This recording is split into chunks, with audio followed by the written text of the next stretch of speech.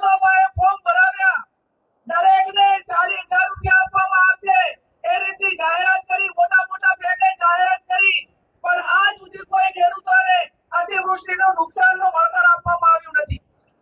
મહિલાઓ સામેના અત્યાચારો હોય, મહિલાઓ સામેના કેસો માટેના એની રજૂઆત હોય તો એ પણ પોલીસ તંત્ર બિલકુલ સાંભળતું નથી.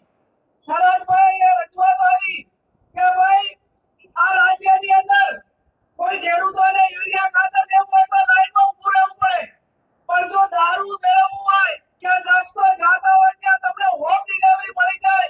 આ ગુજરાતની દશા છે.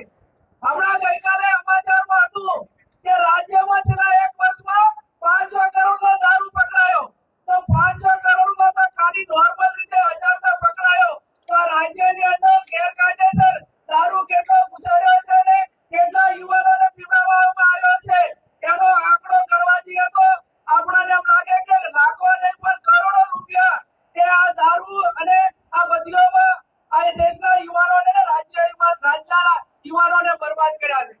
આપના પોતાના પ્લેટફોર્મ લલકારને લાઈક કરો, ફોલો કરો, સબસ્ક્રાઇબ કરો અને શેર કરો.